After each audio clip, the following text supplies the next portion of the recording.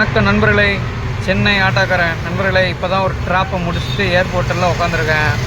ஏர்போர்ட்டில் உட்காந்துருக்கோம். பின்னாடி இருந்து ஒரு சவுண்டு, திடுன்னு ஒரு சவுண்டை பார்த்தோம். பின்னாடி திரும்பி பார்த்தோம்னா நம்ம சொந்தக்கார பயலுக்கு படம் எடுத்து வராங்க.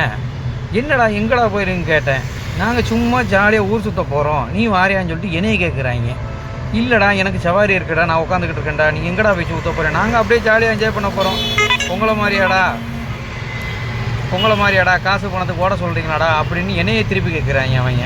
சரி வாங்கடா வந்துட்டீங்க, வீட்டில் போய் ஒரு டீ காப்பியை குடிச்சிட்டு போகண்டான்னு சொல்லி கேட்டேன்.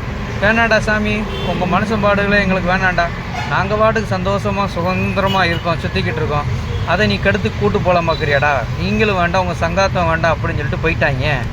என்னடா இப்படி நம்மளை இப்படி சொல்லிட்டாங்களேன்னு சொல்லிட்டு அப்படியே உட்காந்துருக்கேன் வேறு சவாரிக்காண்டி. பாருங்கள் நண்பர்களே, நம்மளோட மனிதனோட நிலைமை அதுகளுக்கு கூட புரிஞ்சிருக்கு.